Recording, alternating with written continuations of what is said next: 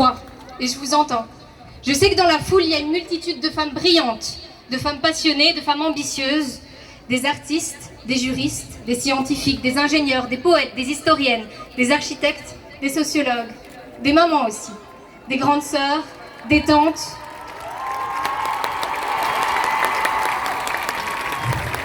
Vos histoires, chacune d'entre elles, elles comptent. Vos rêves aussi, et vos ambitions, vos aspirations, vos passions, vos émotions. Tout ça, ça compte. Et tout ça, nous, on le voit. Malheureusement, si on a dû se réunir ici aujourd'hui, c'est parce que beaucoup d'autres manquent encore de faire de même. Aujourd'hui, je me réjouis de vous voir aussi nombreux et nombreuses, mais c'est une joie qui cache une certaine amertume, parce qu'on ne devrait pas avoir à être là.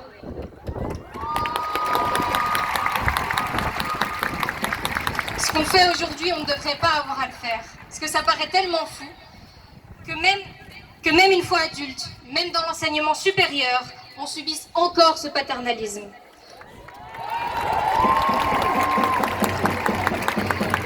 On nous parle constamment d'efforts d'intégration, mais comment on fait quand une partie de notre identité est rejetée, où qu'on soit? Surtout, peu importe l'endroit, comment on fait quand un simple foulard nous dérobe de nos droits?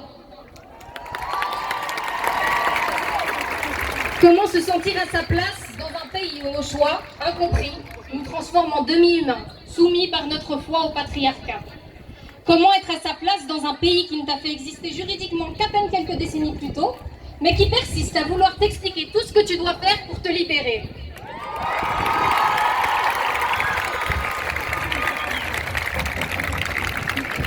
Comment se faire entendre quand on fait glisser le tissu couvrant tes cheveux entre tes lèvres pour t'étouffer? Pour t'étouffer toi, pas ta voix, ni tes choix, ni ta foi, c'est ton être même qui dérange. C'est ton être même qui dérange et inspire la pitié dans le même souffle. Coupable de ta différence et de ton désir d'exister tel que tu es, et victime de ta naïveté et de ta piété. Pour porter mes propres responsabilités, moi, il faudra tout d'abord prouver que je ne suis pas la marionnette d'un homme m'ayant soumise à ses désirs. Et si je suis responsable alors, ce sera d'être une mauvaise citoyenne, car pas à leur image.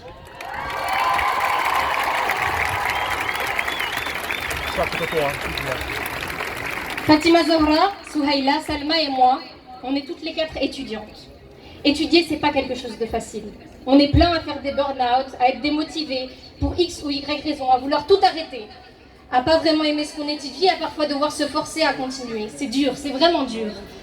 Mais quand tu fais partie d'une minorité visible, ça l'est encore plus. Quand tu portes un foulard, ça l'est encore plus.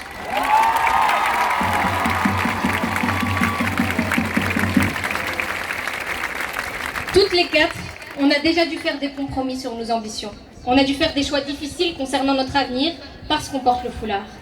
On a toutes des expériences douloureuses et violentes dans le milieu éducatif. On s'est déjà toutes les 4 senties humiliées par des éducateurs. Et c'est le cas de centaines d'autres femmes en Belgique.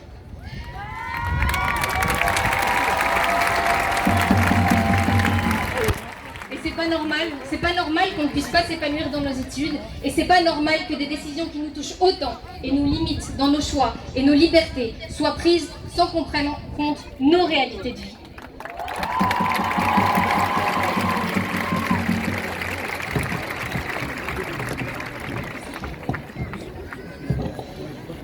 C'est pas normal que nos représentants continuent encore et encore à prendre ces décisions sans réaliser qu'au-delà de tout ça, il y a des personnes bien réelles. Il y a des personnes bien réelles qui se voient exclues ou rejetées du monde professionnel et du monde scolaire tellement souvent que ça en devient un récit collectif.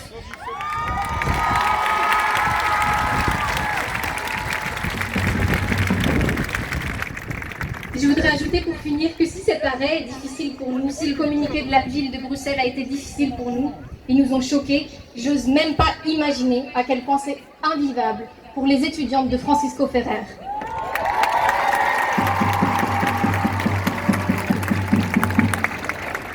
Si on est ici aujourd'hui, c'est aussi pour elles, et pour leur montrer notre soutien, et pour leur envoyer toute la force possible dans leur lutte, parce qu'elles le font pour nous toutes. Et c'est extrêmement difficile.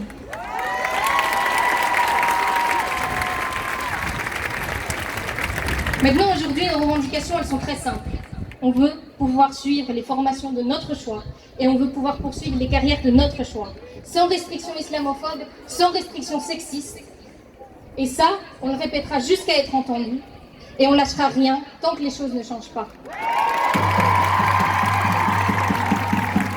Ne me libère pas, je m'en charge. Ne me libère pas, je m'en charge. Ne me libère pas, je m'en charge.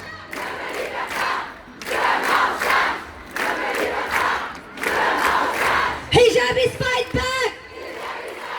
Touche pas à mon foulard. Touche pas à mon foulard.